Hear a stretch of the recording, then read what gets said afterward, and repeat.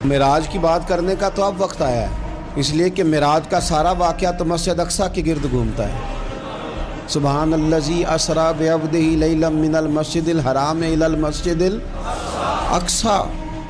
حضور نے معراج کی رات مسجد اقصی میں نماز پڑھائی تھی، اور ایک بار پھر سے طیبہ سے فلسطین میں آ، راستہ دیکھتی ہے پھر مسجد اقصی تیرا۔ ایک بار حضور گئے تھے مکے سے مسجد اقصی، اور پھر حضور فرماتے ہیں جب میں واپس گیا نا تو کفار میں جو کہ مسجد اقصی دیکھی ہوئی تھی تو مجھ سے پوچھنا شروع کر دیا کہ مسجد اقصی کی کھڑکیاں کتنی ہیں، دروازے کتنے ہیں، پلر کتنے ہیں۔ جب انہوں نے سوال جواب کیے تو حضور فرماتے ہیں کہ رب کریم نے مسجد اقصی کو اٹھا کے میرے سامنے رکھ دیا۔ میں دیکھتا جاتا تھا، بتاتا جاتا تھا، کہہ لوں بات کر لوں۔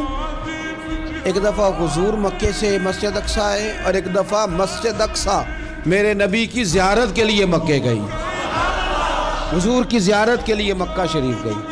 اور میرے نبی تو صرف کسی چیز کی طرف ایک دفعہ دیکھ لیں تو وہ رحمت کے پھول کھلتے ہیں۔ مسجد اقصی کی طرف منہ کر کے 17 مہینے میرے نبی نے نماز پڑھی ہے۔ مسلمانوں پتہ ہی کوئی نہیں، ہماری خبریں ہی اور ہیں، ہمارا درد ہی اور ہے، ہمیں پتہ ہی نہیں بم کہاں برس رہے ہیں، ہمیں یہ خبر ہی نہیں۔ اور میں اس دور میں تقریریں کر رہا ہوں جہاں سوتوں کو جگانا نہیں پڑتا، جاگتوں کو جگانا پڑتا ہے۔ سیانے لوگوں کو سمجھانا ہمارے ذمہ لگ گیا، کیا کرے؟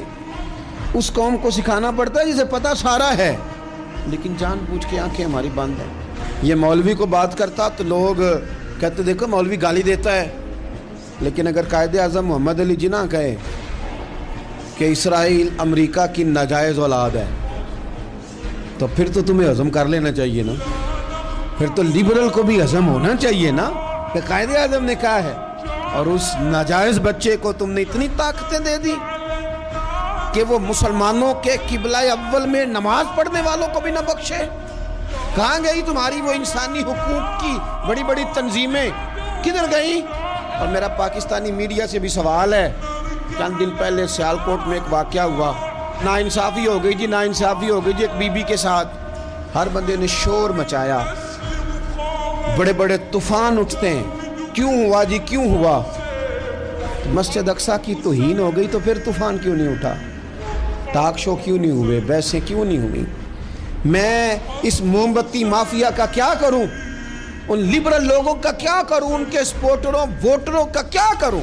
ان سیاسی جماعتوں کے کارکنوں کو کیا نام دوں کہ جو ان فضول بحثوں میں تو وقت ضائع کرتے ہیں، اور وہ مسجد اقصی؟ اس کے بارے میں میرے نبی پاک صلی اللہ علیہ وسلم سے ایک صحابیہ نے پوچھا تھا، یا رسول اللہ مسجد اقصی میں نماز پڑھنا کتنا کو بہتر ہے باقی نمازوں کے مقابلے میں؟ تو حضور نے فرمایا 1000 گنا بہتر ہے۔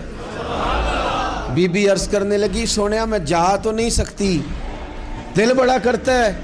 حضور نے فرمایا جا نہیں سکتی تو وہاں تیل ہی بھجوا دے، جس میں حاضری لگوانے کی حضور بات کریں جس مسجد میں۔ اور نبی پاک علیہ السلام نے فرمایا خاص کر کے سفر کرنا ہوا تو 3 مسجدوں کے